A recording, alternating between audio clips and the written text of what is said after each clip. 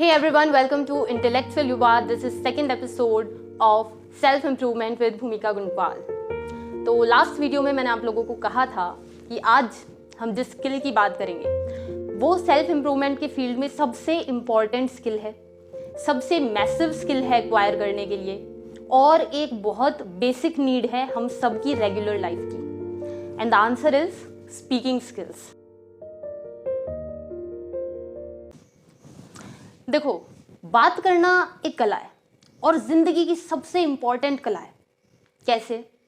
भले ही 4 रिश्तेदारों से शादी में बात करनी हो या दुकान पे जाके कुछ मांगना हो, भले ही आप सेल्समैन हो या कंपनी के ओनर हो, गवर्नमेंट जॉब में हो, प्राइवेट जॉब में हो, पॉलिटिशियन हो, टीम हेड हो, इन्फ्लुएंसर हो, पब्लिक स्पीकर हो, मोटिवेटर हो, कुछ भी हो, इवन स्टूडेंट हो, तो भी आपके लिए सबसे इंपॉर्टेंट कोई स्किल है तो वो है स्पीकिंग स्किल। क्योंकि हम लोग जानवरों से अलग कैसे हैं? Okay, it is a great thing कि हम सोच पा रहे हैं, बट उससे इंपॉर्टेंट चीज़ है कि हम जो सोच रहे हैं उसको हम कम्युनिकेट कर पा रहे हैं, हम बात कर पा रहे हैं, हम इंफॉर्मेशन शेयर कर पा रहे हैं। बात करना तो आसान है, कोई भी बात है वो सीधे कह दो, तो उसमें इतना चैलेंजिंग क्या है? चैलेंजिंग है क्योंकि जाने अनजाने में हम किसी ना किसी को अपना दुश्मन बना लेते हैं। जाने अनजाने में हम अननेसेसरी डिबेट्स में पड़ जाते हैं जिसका एंड रिजल्ट कभी भी अच्छा नहीं होता। वहां पे रोल प्ले करती हैं हमारी स्पीकिंग स्किल्स। बहुत बार ऐसा होता है कि हम स्टेज पे कुछ बोलने गए, हमारे पैर कांपने लग गए, हम एकदम से ब्लैंक हो गए, हमें कोई प्रेजेंटेशन देनी है, हम आने वाली स्लाइड की टर्म्स भूल गए, हम स्पीच भूल जाते हैं, हम लोगों को देख के नर्वस हो जाते हैं, कोई हम पे हंसने लगता है तो हम कॉन्शियस हो जाते हैं। ये सारी वो चीज़ें हैं जो कभी ना कभी सबके साथ होती है, मेरे साथ भी हुई है। लेकिन उनसे ओवरकम कैसे करना है, स्पीकिंग स्किल्स को मास्टर कैसे करना है? रूल नंबर 1, देखो बुरा मत मानना, बट यही होता है और बिगिनर्स के लिए यही तरीका है। रूल नंबर 1 कहता है ये सोचो कि ऑडियंस को कुछ नहीं पता, सारी नॉलेज आपके पास है। तो इससे क्या होगा, आपके अंदर जो कॉन्फिडेंस है वो बूस्ट हो जाएगा। अब आप ये सोचो कि आप सब हिंदी और इंग्लिश लैंग्वेज के स्पीकर्स हैं और मैं वीडियो में आके पूरे कॉन्फिडेंस के साथ जापानीज बोलने लग जाऊं, क्या मेरा कॉन्फिडेंस डाउन जाएगा? नहीं। अगर मैं कुछ भूल भी गई तो क्या आपको पता चलेगा? नहीं। मैं इसलिए कॉन्फिडेंट रहूंगी कि मैं भूल भी गई तो इनको कौन सा पता चलना है। स्पीचेस में भी, पब्लिक स्पीकिंग में भी ऐसे ही होता है। आपने क्या तैयार किया है, आपने क्या याद किया, ये आपके अलावा किसी को नहीं पता। आपको बस एक ऐसा तरीका आना चाहिए जिसमें आप ये दिखने ना दो कि आप भूल गए। मैं एक इंसिडेंट बताती हूँ। मेरा फर्स्ट ईयर था कॉलेज का और मैं हिंदी में स्पीच देने गई थी। मैं हमेशा से ही एक कॉन्वेंट स्कूल में पढ़ी हूँ, मैं इंग्लिश स्पीचेस के साथ ज़्यादा कंफर्टेबल थी। मैं फर्स्ट ईयर की स्टूडेंट थी और वहाँ पर हिंदी लिटरेचर से एमए करने वाले बच्चे कंपटीशन में बैठे थे और मैं भूल गई एंड आई एक्टेड लाइक। तो ये है हमारे देश की सिचुएशन। भाई लिटरली उनको ऐसा लगा कि मैंने वो पॉज जानबूझ कर लिया था, बट एक्चुअल फैक्ट क्या था, मैं भूल गई थी। भूलना नॉर्मल है, आपको बस उसको कवर अप करना आना चाहिए। दूसरी सबसे इंपॉर्टेंट चीज स्पीकिंग स्किल्स में होती है आपकी प्रोनाउंसिएशन। बोलते बोलते शब्दों का लड़खड़ा जाना, ये थोड़ा सा एक नेगेटिव इम्पैक्ट डालता है क्योंकि आप किसी को फ्लो में लेके जा रहे हो और अचानक से आप कुछ गलत बोल जाओ, आपकी प्रोनाउंसिएशन गलत हो जाए तो सारी ऑडियंस का ध्यान मुद्दे से हटके आपकी गलत प्रोनाउंसिएशन पे चला जाता है। तो उसके लिए ये एक टिप है, take a pencil and put it in your mouth like, और जो वर्ड आप गलत बोल रहे हो जिसपे आपकी जुबान लड़खड़ा रही है उसको ऐसे पेंसिल मुंह में डाल के बोलने की कोशिश करो, ठीक है? उसके बाद जब उसको बोलोगे तो वो काफ़ी बेटर निकल के आएगा। ये ट्रिक ट्राई करना और मिरर के सामने ट्राई करना, इसका बहुत पॉजिटिव रिजल्ट आपको मिलेगा आगे, ठीक है? दूसरी चीज़, पब्लिक स्पीकिंग की बात कर रही हूँ मैं फिलहाल सिर्फ। बोलते वक्त आपको कल्पना करवानी है। ये मैं अक्सर अपने स्पीचेस में करती थी कि मैं इनिशिएट ऐसे करती थी कि मैं लोगों को कुछ इमेजिन करवा रही हूँ, ठीक है? और उस इमेजिनेशन के अंदर, जैसे स्पीच किसी एक पर्टिकुलर प्रॉब्लम पे है और उस इमेजिनेशन के अंदर मैं उस प्रॉब्लम को फिट कर देती थी। मतलब अगर मैं फेमिनिज्म के बारे में बोल रही हूँ तो मैं लड़कियों के एक रेगुलर डे की सिचुएशन बताऊंगी, यार हमारे साथ क्या होता है, ऐसे ऐसे ऐसे सुबह उठते हैं, ये सुनने को मिलता है, ये सुनने को मिलता है। ऑडियंस को समझो, ऑडियंस को जानो, ऑडियंस क्या है, ऑडियंस का थॉट प्रोसेस क्या है, ऑडियंस की लाइफ क्या है, उनकी लाइफ से रिलेटेड स्टोरी जब तुम उनको सुनाते हो तब उनका सारा अटेंशन तुम्हारी तरफ होता है, ठीक है। दूसरी चीज, जैसे अगर कोई सोशल इशू दे दिया, वोटिंग का इशू दे दिया, तो आपको एक आम इंसान की नॉर्मल सुबह दिखानी है। आपको ये बताना है कि हम वोटिंग को कितना लाइटली लेते हैं, हम वोट डालने को इंपॉर्टेंस नहीं देते, ठीक है। ये सारे फैक्ट्स हमें उसके अंदर मेंशन करने पड़ेंगे, क्योंकि जब आप इमेजिन करवाते हो किसी इंसान को तो वो उस कल्पना में डूब जाता है, वो आपकी बात को सुनता है। आप रटा रटाए स्पीच कभी मत बोलो। मेरी एक बात हमेशा याद रखना, स्पीच में दिल से बोलोगे, बात दिल तक जाएगी। मैं जितनी बार आप लोगों से रूबरू होती हूँ, जितनी बार बात करती हूँ, क्या मैं कोई रटा रटाए स्पीच देती हूँ? नहीं। मेरे को सिर्फ ये पता होता है कि आज मुझे बात करनी है और इस मुद्दे पे बात करनी है, और मैं आ जाती हूँ और मैं लिटरली बात ही करती हूँ। मैं कुछ भी प्रिपेयर करके नहीं बोलती। मुझे की पॉइंट्स पता होते हैं, मुझे क्या इन्फॉर्मेशन देनी है।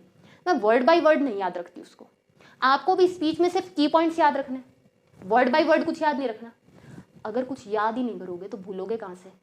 फैक्ट है ना। याद करके कभी स्पीच नहीं देना है। अब बात करते हैं आप इन पर्सन जब बात करते हैं तब। इन पर्सन जब आप किसी से बात कर रहे हो, देखो किसी को ऑफेंड नहीं करना है, किसी को उसकी गलती नहीं बतानी है, क्योंकि जब आप किसी को गलती बताते हो ना तो वो इंसान डिफेंसिव मोड में आ जाता है।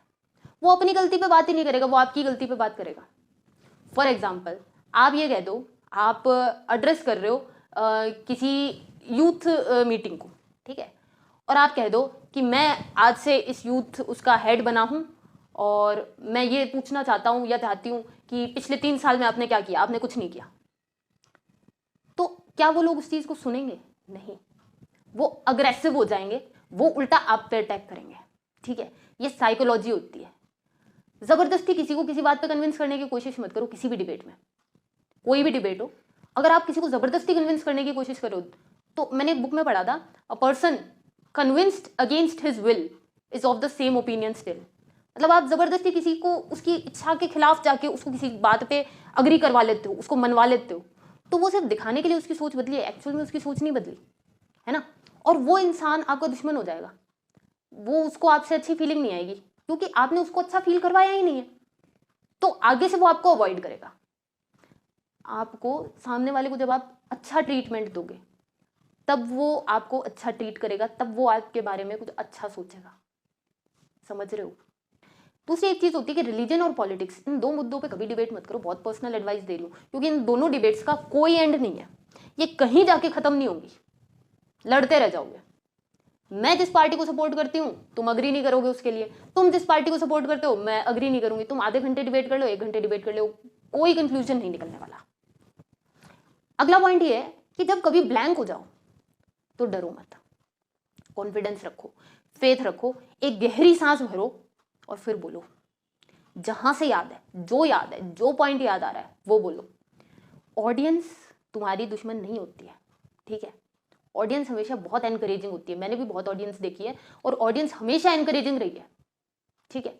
जब आप अपना स्पीच स्टार्ट करो तो आपको ऑडियंस का अटेंशन ग्रैब करना होता है। मान लो एक स्पीच कंपटीशन है या कोई प्रोग्राम है जिसमें पहले 3 लोगों ने बहुत बोरिंग स्पीच दी है। अब जनता आधी नींद में पहुंच चुकी है और जिम्मेदारी आप पे है कि उनको जगाया जाए। नॉर्मल से थोड़ा ऊंची आवाज में बोलो इनिशियली, ठीक है। ग्रीट करो उनको कैसे भी, गुड इवनिंग, गुड मॉर्निंग, किसी भी वर्ड से, लेकिन नॉर्मल से थोड़ी हाई वॉल्यूम, और 2 सेकंड का पॉज दो। डेफिनेट सी बात है, इतने बोरिंग स्पीचेस के बाद सामने से कोई रिस्पॉन्स नहीं आएगा। अब आपको रिस्पॉन्स मांगना है। कैसे? For example, good morning everyone. क्या बात है, खाना नहीं खा के आए क्या? कोई जवाब ही नहीं दे रहा है। दम दिखाओ यार, राजस्थान की मिट्टी में, राजस्थान की आवाज में कितना दम है। एक बार फिर से शुरू करते हैं, गुड मॉर्निंग एवरीवन, ऐसे, ठीक है। जनता के चेहरे पे स्माइल भी आएगी और लोग जाग भी जाएंगे कि यार ये बंदा कुछ अलग बात करने आया है, सुन के देखते हैं। भाषण मत देना, ठीक है, क्योंकि भाषण लोगों ने बहुत सुने हैं। बात करना, भाषण में और बात में क्या अंतर होता है? जो इंसान भाषण दे रहा होता है ना, वो अपने आप को एक बहुत ऊंचे लेवल पे रखता है और वो ऐसे सोचता है कि मैं इनको गाइड कर रहा हूं। आपको वो चीज नहीं करनी है, आपको उनसे बात करनी है, ठीक है। उनको ऐसा फील करवाओ कि मैं तुम्हारे बीच से हूँ, मैं तुम में से एक हूँ, तुम और मैं अलग थोड़ी हैं यार। कभी भी तुम करके डिनोट मत करो जब भी नेगेटिव बात कर रहे हो। जब पॉजिटिव बात कर रहे हो तब आप तुम का आपका इस्तेमाल कर सकते हो, लेकिन जब नेगेटिव बात हो रही है तो आपको टर्म यूज करनी है हम, क्योंकि वहां पे आप खुद को भी उस ब्लेम के अंदर शामिल कर रहे हो। नहीं तो अगर आप नेगेटिव बात में भी तुम वर्ड का यूज करोगे तो ऐसा लगेगा कि आप सामने वाले को ब्लेम कर रहे हो कि भाई मैं तो बहुत महान हूं, मैं तो बहुत सही हूं, तुम गलत हो। ये चीज बिल्कुल नहीं करनी है, ये अच्छे स्पीकर की निशानी बिल्कुल नहीं होती है। ठीक है, आई होप कि इतनी टिप्स, इतनी ट्रिक्स आप लोगों के लिए काफी हेल्पफुल हैं। ठीक है, स्माइल करके बोलो, एनर्जी के साथ बोलो, कॉन्फिडेंस के साथ बोलो। और आज का जो टास्क है वो टास्क ये है कि अगली बार जब भी कोई जर्नी करो, किसी रैंडम इंसान से हिम्मत करके बात करो। ठीक है, हमसे जो बड़े लोग होते हैं वो इस चीज़ में काफ़ी अच्छे होते हैं। ठीक है, हमारी जनरेशन थोड़ी सी पीछे रह जाती है अनजान लोगों से बात करने में। अगर आप अनजान लोगों के साथ बात करने में कंफर्टेबल हो तो अगर आपके पास कोई प्लेटफॉर्म है स्पीच देने के लिए तो आप वो दे सकते हो। नहीं तो एक बहुत अच्छा प्लेटफॉर्म है इंस्टाग्राम, लाइव जाओ, बात करो, किसी भी मुद्दे पर बोलो। Book of the video, book of this particular skill is how to influence people and win friends. अगली स्किल के साथ अगली वीडियो के अंदर मुलाकात होगी, तब तक के लिए जय हिंद।